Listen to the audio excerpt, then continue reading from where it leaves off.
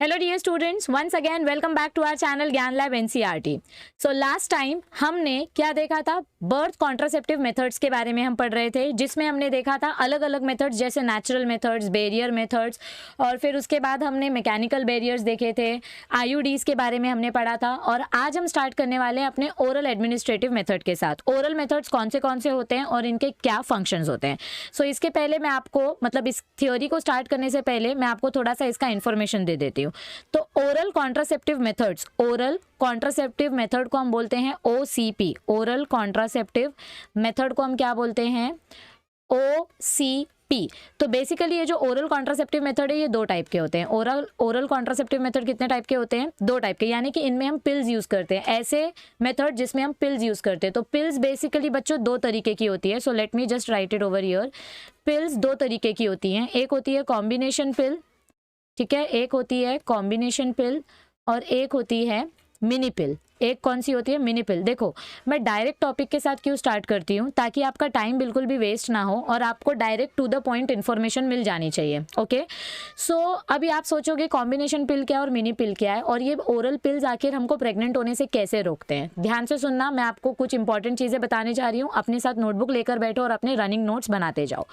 तो सबसे पहले मैं आपको बताऊंगी कॉम्बिनेशन पिल के बारे में। कॉम्बिनेशन पिल यानी कि किसी चीज़ से कंबाइन करके बनाई गई है। तो इसमें बेसिकली दो तरीके के हार्मोन्स कंबाइंड होते हैं, एक होता है ईस्ट्रोजन और एक होता है प्रोजेस्टिन।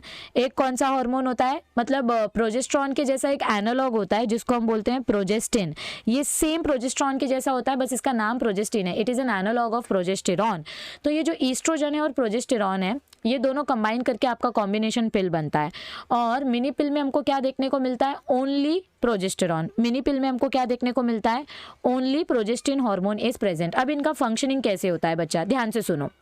ये जो हमारे मिनी पिल्स होते हैं, ये क्या करते हैं? देखो, फीटस का इम्प्लांटेशन कहाँ पर होगा? ये अपना यूटरस है, ये अपना फेलोपियन ट्यूब है, ठीक है।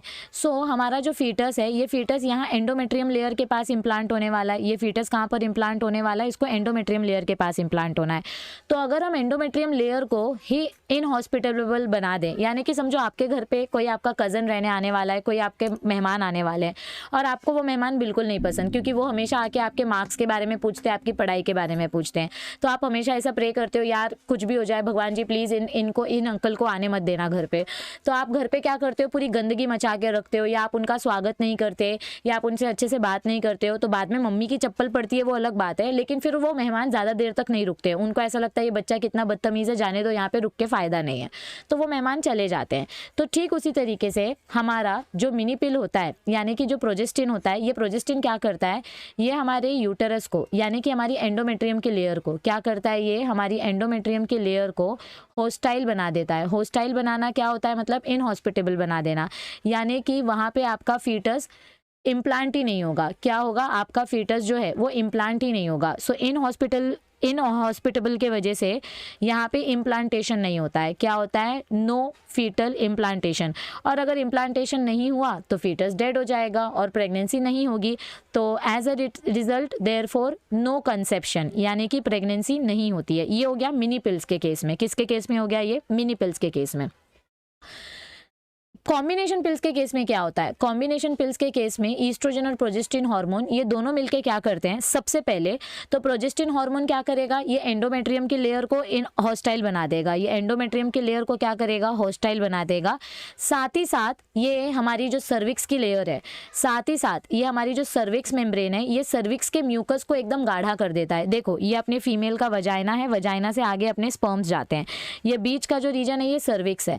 अगर बेटा आपके स्पर्म्स आपके वजाइना तक आए हैं, मेल के स्पर्म्स अगर वजाइना तक आए हैं, लेकिन अगर ये सर्विक्स रीजन को आगे क्रॉस करके जा ही ना पाए, तो आपका इम्प्लांटेशन होगा, मतलब आपका फर्टिलाइजेशन ही नहीं होगा। या समझो और एक केस में क्या हो सकता है, आपका यहाँ पे जो सर्विक्स प्रेजेंट है, ये जो सर्विक्स प्रेजेंट है, इसके आसपास में आपका एंडोमेट्रियम लेयर प्रेजेंट है। सर्विक्स के आसपास में क्या प्रेजेंट है? एंडोमेट्रियम का लेयर प्रेजेंट है। तो सर्विक्स के वजह से एंडोमेट्रियम के लेयर में भी न्यूट्रिशन नहीं पहुंच पाते हैं।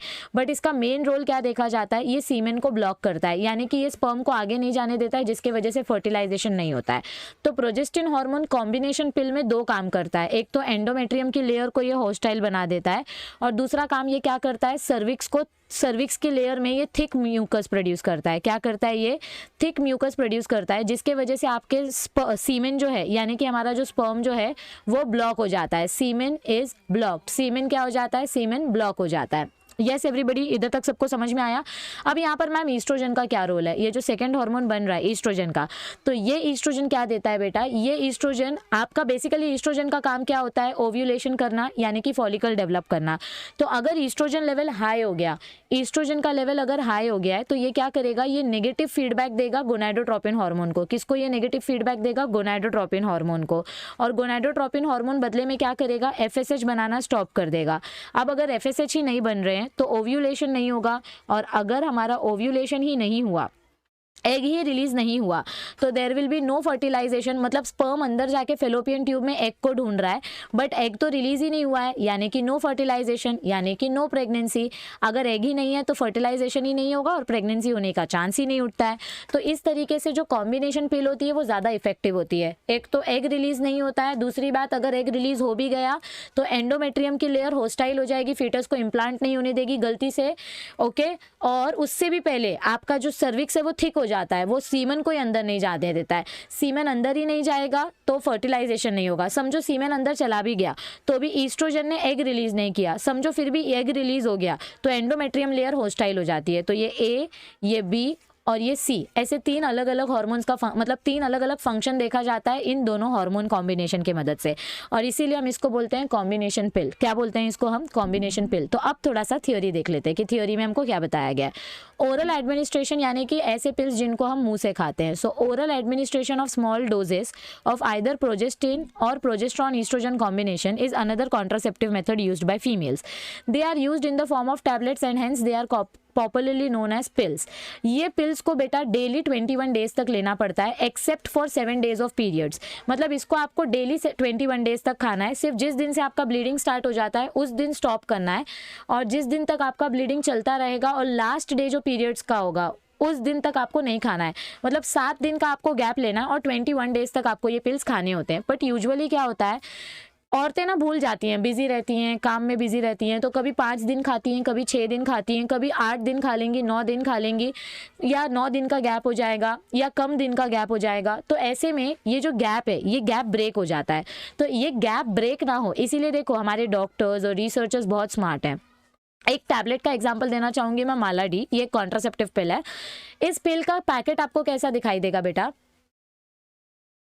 इस पिल का पैकेट हमको कैसा दिखाई देता है, यहाँ पे ये देखो, ये 21 टैबलेट जो हैं, 3 6 कितना होता है 18, 3 7 कितना होता है 21, तो ये 7 रोज आपको बताए गए हैं। सो ये आपके 21 टैबलेट्स हैं।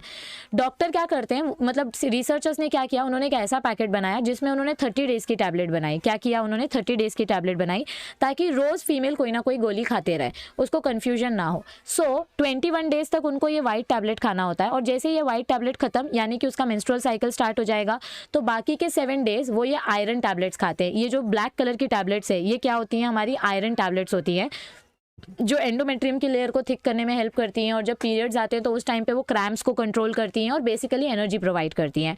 अब आपको पता है बहुत बार क्या होता है, देखो इसके वजह से क्या हो रहा है, आपका 30 डेज का एक मेंस्ट्रुअल साइकिल सेट हो जाता है, यानी कि देखा जाए तो 28 डेज का, ये पिल्स टोटल 28 डेज के हिसाब से होती हैं, 21 + 7 28।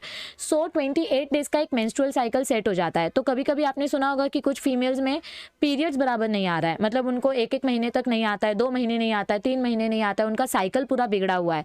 तो कभी कभी कुछ यंग गर्ल्स जिनको प्रेगनेंसी का कुछ लेना देना ही नहीं है, जिनके साइकिल बराबर नहीं आते हैं, उनको भी कभी कभी ये टैबलेट्स दिए जाते हैं, क्योंकि ये टैबलेट्स क्या करते हैं, पूरे अपने एंडोमेट्रियम और यूटेरस के हार्मोनल लेवल को और मेम्ब्रेन को अच्छे से बैलेंस कर देंगे, और फिर उसके बाद आपका एक रेगुलर फ्लो स्टार्ट हो जाएगा, रेगुलर पीरियड्स का फ्लो स्टार्ट हो जाएगा।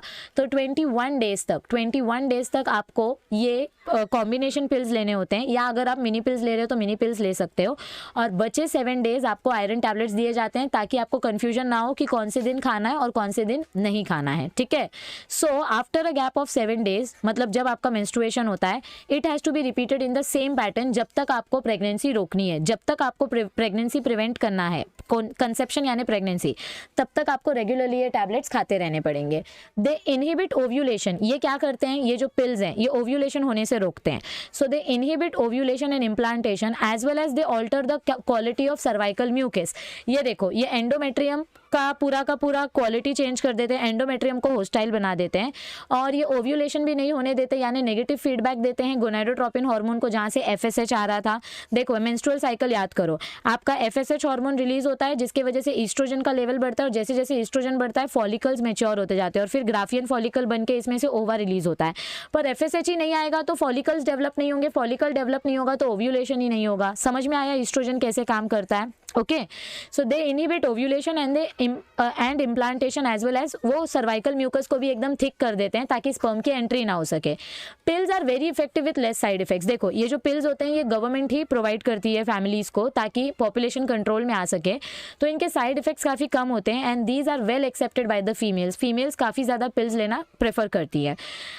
और ये सारी की सारी पिल्स जो होती है बेटा ये स्टेरॉइडल होती है, क्योंकि प्रोजेस्टेरॉन, ईस्ट्रोजन, ये सारी की सारी कैसी पिल्स हैं, ये देखो ये सारी की सारी कैसी पिल्स हैं, दीज आर स्टेरॉइडल पिल्स। यहाँ पे मैं लिख देती हूँ, these are steroidal pills. Steroid मतलब क्या होते हैं, ये बॉडी में पर्टिकुलर टाइप के हार्मोन को कंट्रोल करते हैं, यानी ईस्ट्रोजन प्रोजेस्टेरॉन को कंट्रोल करते हैं। अब बेसिकली ये स्टेरॉइड्स हमारी बॉडी के लिए इतने अच्छे नहीं है। देखो जब कोरोना फैला था तो आपने सुना था कि जो लोग ज़्यादा स्टेरॉइड्स लेते हैं, डायबिटीज़ की दवा लेते हैं, ब्लैक फंगस, येलो फंगस ज़्यादा उनको लगने के चांसेस होते हैं।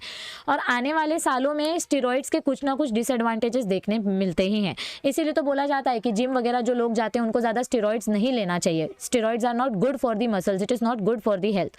तो इंडिया में, पूरे वर्ल्ड में सबसे पहला नॉन स्टेरॉइडल पिल बनाया गया इंडिया के ये कौन से लैब में, लखनऊ के लैब में। कौन सा लैब था, देखो यहाँ पर हमने पढ़ा था ना, IDRI, Indian drug research institute, sorry CDRI, yes, central drug research institute. ये नाम आपको याद रखना है। लखनऊ में फर्स्ट टाइम पूरे वर्ल्ड में, इंडिया में लखनऊ में ये पिल बनाया गया था। That was Saheli pill which was a non steroidal, okay, non hormonal pill. ना तो ये पिल स्टेरॉइड से बनी है और ना ही ये किसी हार्मोनल कॉम्बिनेशन से बनी है। It is once a week pill और इसको डेली भी नहीं लेना पड़ता, हफ्ते में एक बार लेना पड़ता है, जिसका साइड इफेक्ट बहुत कम होता है और इसकी हाई कॉन्ट्रासेप्टिव वैल्यू होती है। अब आप सोचोगे मैम इसमें अगर हार्मोन्स नहीं है, इसमें अगर स्टेरॉइड नहीं है तो ये काम कैसे करता है? सहेली पिल का मोड ऑफ एक्शन क्या है, यानी कि ये काम कैसे करता है? It blocks oestrogen receptors. ये क्या करता है? ये ईस्ट्रोजन के रिसेप्टर को ब्लॉक करता है। अगर ईस्ट्रोजन ही नहीं बनेगा तो गोनाडोट्रोपिन के पास सिग्नल ही नहीं जाएगा, गोनाडोट्रोपिन के पास सिग्नल नहीं जाएगा तो FSH नहीं बनेगा, FSH नहीं बनेगा तो फॉलिकल्स डेवलप नहीं होंगे, नो फॉलिकल्स। और अगर फॉलिकल्स डेवलप नहीं होंगे तो ग्राफियन फॉलिकल नहीं बनेगा, ग्राफियन फॉलिकल नहीं बनेगा तो ओव्यूलेशन नहीं होगा, और अगर ओव्यूलेशन नहीं होगा तो स्पर्म किसको फर्टिलाइज करेगा? किसी को नहीं, हेंस नो फर्टिलाइजेशन। और अगर फर्टिलाइजेशन ही नहीं हुआ तो नो प्रेगनेंसी। तो इस तरीके से सहेली पिल काफ़ी स्मूथ और काफ़ी लेस साइड इफेक्ट्स के साथ ये काम करती है और ये गवर्नमेंट हॉस्पिटल्स में फ्री में डिस्ट्रीब्यूट की जाती है। Okay, progesterone alone in combination with estrogen can also be used by females as injections or implants under the skin। देखो यहाँ पे जो मैंने आपको नॉर प्लांट के बारे में बताया था, ये स्किन इम्प्लांट्स के बारे में मैंने आपको लास्ट सेशन में ही बताया था। इम्प्लानॉन और नॉर प्लांट्स करके अलग अलग कैप्सूल्स आते हैं जिनके अंदर हमको क्या देखने को मिलता है? प्रोजेस्टेरॉन का कॉम्बिनेशन देखने को मिलता है। एक एग्जांपल मैंने आपको बताया था नॉर प्लांट का, एक ऐसा कैप्सूल रहता है, इसके अंदर 6 स्टिक्स रहते हैं। ये अपना नॉर प्लांट का एग्जाम्पल है, यस, जिसको स्किन सबक्यूटेनियस टिश्यू यानी लेफ्ट आर्म के लोअर ट्राइसेप में आप ये डालते हो, यहाँ पर इम्प्लांट करते हो, और ये भी आपके बॉडी में प्रोजेस्टेरॉन का लेवल कंट्रोल करता है, यानी एंडोमेट्रियम की थिकनेस कंट्रोल करता है। और एक एग्जांपल हमने देखा था एक सिंगल स्टिक वाला, एक सिंगल रॉड वाला, इम्प्लानॉन। अब नॉर प्लांट और इम्प्लानॉन में डिफरेंस क्या है? ये 5 साल तक प्रेगनेंसी प्रिवेंट करता है, ये 3 साल तक प्रेगनेंसी प्रिवेंट करता है। अगर बीच में ही आपको फैमिली प्लानिंग करने के बारे में सूझा तो आप ये स्टिक निकाल भी सकते हो। यस एवरीबडी, सो इसको हम बोलते हैं सबडर्मल या prevention of conception। okay, their mode of action is similar to that of pills and their effectivity period is much longer। pill के comparison में ये जो implants होते हैं इनकी effectivity काफ़ी ज़्यादा long होती है। administration of progesterone और progesterone estrogen combination or IUDs within 72 hours of coitus have been very effective as emergency contraceptive pills as they could be used to avoid possible pregnancy due to rape or casual unprotected intercourse। कुछ emergency pills भी हमको बताई गई हैं, तो emergency pill का मैं आपको नाम बता देती हूँ। emergency pills क्या करती हैं? ये सेक्सुअल इंटरकोर्स के विद इन 72 आवर्स लेना पड़ता है। मतलब समझो अगर सेक्सुअल इंटरकोर्स रेप की वजह से हुआ है या अनप्लान्ड हुआ है या आपको प्रेग्नेंट नहीं होना और आपने बिना प्रोटेक्शन के सेक्सुअल इंटरकोर्स किया है, so with in 72 hours of intercourse आपको पिल्स लेनी पड़ती है, जिसका एक एग्जाम्पल है मिफिप्रिस्टोन। एक मिनट में आपको स्पेलिंग लिख के बताती हूँ। इसका एग्जाम्पल क्या है, ये एक टाइप की मिनी पिल है और इसका एग्जाम्पल है मिफिप्रिस्टोन RU486। ओके, ये एंटी प्रोजेस्ट्रॉन पिल है। क्या है ये? एंटी प्रोजेस्ट्रॉन पिल है, यानी कि ये एंडोमेट्रियम को डेवलप ही नहीं होने दोगी। It is anti progesterone pill. It destroys endometrium. ये क्या करता है? ये एंडोमेट्रियम को डिस्ट्रॉय करता है, जिसकी वजह से इम्प्लांटेशन ना हो सके, फर्टिलाइजेशन ना हो सके। So this is an emergency pill. इसका एग्जाम्पल आप याद रखिए, ठीक है। और इसके अलावा बेटा मेल्स के लिए भी पिल्स होते हैं, ठीक है। मेल्स के लिए भी कॉन्ट्रासेप्टिव पिल होती हैं, ये हम पहली बार सुन रहे हैं मैम। तो मेल्स का कौन सा पिल होता है बेटा? गॉसिपॉल। गॉसिपॉल ये मेल्स का पिल होता है। इनमें बेसिकली मेल्स का मोड ऑफ एक्शन क्या होता है? ये पिल मेल्स में स्पर्मेटोजेनेसिस इनहिबिट करती है। क्या करती है ये पिल? मेल्स का स्पर्मेटोजेनेसिस इनहिबिट कर देती है, यानी कि ना रहेगा स्पर्म, ना होगा fertilisation. So spermatogenesis is inhibited by this pill gossypol. Okay, जो ज्यादातर मेल्स नहीं लेते, बट ऐसे पिल्स अवेलेबल हैं मार्केट में। आगे देखो क्या बताया गया है हमको। Okay, surgical methods also called sterilization are generally advised for male partner as a terminal method to prevent any more pregnancy. देखो सर्जिकल मेथड्स भी काफ़ी ज़्यादा एप्लीकेबल होते हैं प्रेगनेंसीज को प्रिवेंट करने के लिए, अवॉइड करने के लिए। Surgical intervention blocks gamete transport and thereby prevent conception. अब देखो स्टरिलाइजेशन में बेसिकली होता क्या है? स्टरिलाइजेशन यानी कि क्या होता है? ये देखो सहेली के बारे में आपको यहाँ पे बताया गया है, इंडिया की फर्स्ट पिल, ओके, नॉन स्टेरॉइडल पिल। स्टरिलाइजेशन में बेसिकली क्या होता है? ये एक परमानेंट टाइप का मेथड है जिसमें परमानेंटली आप फर्टिलाइजेशन स्टॉप कर सकते हो। ये 99% इरिवर्सिबल है। कैसा है ये? 99.9% इट इज़ इरिवर्सिबल। 1% चांसेस ऐसे होते हैं जिसमें किस्मत खराब होती है और ये मेथड रिवर्स हो जाता है, but it is very rare, it is very rare. तो बेसिकली इस मेथड में होता क्या है? मेल्स के केस में वासेक्टोमी किया जाता है, मेल्स के केस में वेसेक्टोमी किया जाता है। जो वास्ट डिफरेंस होता है, देखो यहाँ से आपके स्पर्म्स बन के जो आगे ट्रैवल करेंगे, ये स्पर्म यहीं पर ब्लॉक हो जाएंगे। तो सिर्फ स्पर्म का आगे ट्रांसफर नहीं होता है, सिर्फ स्पर्म का वास्ट डिफरेंस के आगे ट्रांसफर नहीं होता है, बाकी जो मेल का सेक्सुअल फ्लूइड होता है, बाकी जो मेल का कॉप्युलेटरी फ्लूइड होता है, वो एज इट इज होता है। देखो सेमिनल वेसिकल से जो लिक्विड आना था वो आएगा, प्रोस्टेट ग्लैंड से जो लिक्विड आता है वो आएगा, इजैकुलेटरी फ्लूइड से जो लिक्विड आता है वो आएगा, कॉपर्स ग्लैंड से जो लिक्विड आता है वो आएगा। So copulatory fluid will be as it is, सिर्फ उसमें स्पर्म्स प्रेजेंट नहीं होंगे बस। यानी कि मेल के सेक्सुअल डिजायर में ये देखो no effect on libido, no effect on libido. Libido मतलब क्या होता है? मेल का सेक्सुअल डिजायर, यानी कि उनकी सेक्सुअल प्लेजर या सेक्सुअल डिजायर खत्म नहीं होती है। मेल सेक्सुअल एक्टिविटीज कर सकते हैं, फिजिकल एक्टिविटी में भी उनकी कुछ असर नहीं पड़ता है, सिर्फ स्पर्म आपका आगे ट्रैवल नहीं कर सकता, दैट्स इट। आप आगे फर्टिलाइजेशन नहीं कर सकते, बाकी आप कुछ भी कर सकते हो। So it is a very safe method which is followed to prevent population. दूसरा आता है अपना ट्यूबेक्टोमी। दूसरा कौन सा आता है? ट्यूबेक्टोमी। तो ट्यूबेक्टोमी फीमेल्स में किया जाता है और वेसेक्टोमी मेल्स में किया जाता है। कैसे याद रख सकते हैं मैम? मेल्स में वास्ट डिफरेंस होता है तो वेसेक्टोमी, स्टार्टिंग के 3 लेटर्स कॉमन है, और फीमेल्स के पास फेलोपियन ट्यूब होता है तो फेलोपियन ट्यूब का ट्यूब और ट्यूबेक्टोमी। इसमें हम क्या करते हैं? फेलोपियन ट्यूब को कट करके वहीं पर टाई कर देते हैं, ताकि यहाँ पे समझो आपका स्पर्म यहाँ तक तो आ गया पर ये स्पर्म आगे ना जा पाए। तो यहाँ से जो एग रिलीज हुआ है वो एग ड्राई होके वहीं पर साइटोप्लाज्म में डिसॉल्व हो जाएगा और वो यूटरस ब्लीडिंग के साथ बाहर आ जाएगा पीरियड्स के टाइम पे। अब यहाँ पे सबसे बड़ा एक मिथ ये है, सबसे बड़ा बच्चों को मिसकंसेप्शन ये है कि ट्यूबेक्टोमी कराने के बाद पीरियड्स आते हैं या नहीं आते हैं। तो बेटा पीरियड्स क्यों नहीं आएंगे? पीरियड्स में अपना एंडोमेट्रियम का लेयर शेड होता है, तो पीरियड्स तो वैसे ही आते रहेंगे, पीरियड्स रुकने का सवाल ही नहीं उठता। पीरियड्स कब रुकेंगे? Only during menopause. पीरियड्स कब रुकते हैं? Only during menopause. ट्यूबेक्टोमी कराने से या जिसको हम ऑपरेशन बोलते हैं, ऑपरेशन कराने से पीरियड्स नहीं रुकते, सिर्फ स्पर्म आपका आगे नहीं जा सकता, यानी कि वो ओवरी तक या ओवा तक नहीं पहुंच सकता। बाकी जैसा नॉर्मल फिनोमिनन होता है वैसा ही होगा। There is no effect on sexual desire of the female, sexual pleasure में कोई इफेक्ट नहीं होता है, सिर्फ प्रेगनेंसी प्रिवेंट हो जाती है। Okay, so surgical intervention blocks gamete transport. तो सर्जिकल मेथड की वजह से क्या होता है? गैमेट का ट्रांसपोर्टेशन ब्लॉक हो जाता है, जिसकी वजह से प्रेगनेंसी ब्लॉक हो जाती है।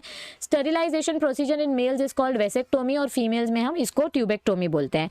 वेसेक्टोमी में वास्ट डिफरेंस का छोटा सा पार्ट रिमूव करके ऊपर ही उसको टाई कर दिया किया जाता है थ्रू अ स्मॉल इंसिशन यानी छोटा सा कट करके, yes.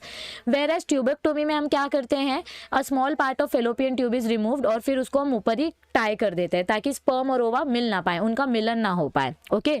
These techniques are highly effective but the reversibility is very pure. एक बार अगर सर्जरी हो गई तो इसको रिवर्स नहीं कर सकते, परमानेंट हो जाता है ये, ठीक है, इसीलिए तो इसको परमानेंट मेथड बोला गया है। आपको पूछ सकते हैं, give 2 examples of permanent method of prevention of conception, okay. हमने जितने भी मेथड्स पढ़े, इन सारे मेथड्स के बारे में हमको कंक्लूजन क्या निकाला गया, it needs to be emphasized that the selection of a suitable contraceptive method and its use should always be undertaken in consultation with qualified medical professional. आपको कब कौन सा कॉन्ट्रासेप्टिव मेथड यूज करना है, या आपको डॉक्टर से या गायनेकोलॉजिस्ट से कंसल्ट करके ही डिसाइड करना चाहिए, अपनी मर्जी से नहीं करना चाहिए। One must also remember that contraceptives are not regular requirements for the maintenance of reproductive health. मतलब रेगुलर पिल्स, रेगुलर स्टेरॉइड्स या रेगुलर इंजेक्शंस लेना ये हेल्दी नहीं माना जाता है। So consult your doctor for prevention of conception. In fact they are practised against a natural reproductive event. मतलब देखो, कहीं ना कहीं हम प्रेगनेंसी को स्टॉप करके नेचर के अगेंस्ट जाने की कोशिश कर रहे हैं, तो कभी कभी ये साइड इफेक्ट भी दिखा देता है। तो ये हमारी रिस्पॉन्सिबिलिटी बनती है कि हम, रिस्पॉन्सिबिलिटी क्या, ये हमारी ड्यूटी है कि हम डॉक्टर से कंसल्ट किए बिना कुछ भी कदम ना उठाएं। One is forced to use these methods either to prevent pregnancy or to delay or space pregnancy due to personal reasons। देखो, ये मेथड ज़्यादातर कब यूज़ किए जाते हैं, जब आपको प्रेगनेंसी थोड़े टाइम के लिए रोकना है या आपको 2 प्रेगनेंसी के बीच में गैप रखना है, यानी एक बच्चा अभी अभी हुआ है तो दूसरे बच्चे के बीच में गैप रखना है, तब आप ये मेथड्स यूज कर सकते हैं, ओके।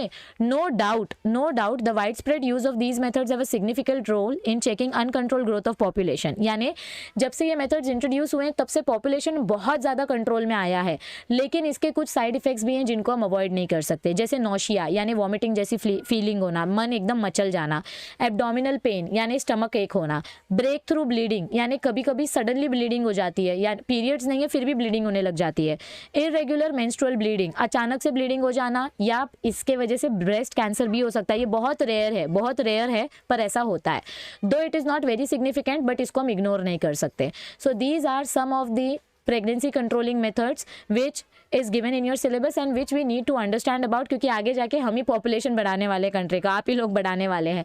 सो आपको पता होना चाहिए कि अलग अलग कॉन्ट्रासेप्शन मेथड कौन से हैं, इसको बोलते हैं सेक्स एजुकेशन। अब हम अपने नेक्स्ट क्लास में मेडिकल टर्मिनेशन एक्ट के बारे में पढ़ेंगे, यानी कि रेप के केसेस में या डिसऑर्डर के केसेस में अगर आपको प्रेगनेंसी टर्मिनेट करनी है तो अबॉर्शन करने के क्या क्या रूल्स होते हैं, कब आप अबॉर्शन कर सकते हैं, ये टेक्निक कब इनैक्ट की गई थी। देखो 1971 में MTP लॉ जारी किया गया था, बट ये लॉ एक्शन में कब से आया, 2017 से। सो MTP एक्ट के बारे में और सेक्सुअली ट्रांसमिटेड इन्फेक्शंस के बारे में हम अपने नेक्स्ट क्लास में पढ़ेंगे, और नेक्स्ट क्लास में ये चैप्टर हम खत्म कर देंगे। Sorry for the delay cost, थोड़ा सा बिजी चल रही हूँ मैं, इस वजह से मैं अपलोड नहीं कर पाई या लाइव नहीं आ पाई, but we will complete this chapter and don't worry, आपके नीट के पहले मैक्सिमम 12th के सिलेबस हम कंप्लीट कर लेंगे। और नेक्स्ट वीक में, जनवरी के फर्स्ट वीक में, हम आपका चैप्टर 3 का मेंटी क्विज लेने वाले हैं। यस एवरीबडी, आपका चैप्टर 3 का मेंटी क्विज लेने वाले हैं जनवरी के फर्स्ट वीक में, और आपका ये चैप्टर खत्म करके हम 5th चैप्टर चालू करने वाले हैं। सो टेलीग्राम ग्रुप ज्वाइन करके रखो, टेलीग्राम ग्रुप पे आपको पूरा का पूरा टाइम टेबल मिल जाएगा, आपको टाइमिंग भी बता दिया जाएगा कि हम कब लाइव आने वाले हैं, और सारे नोटिफिकेशंस मिल जाएंगे।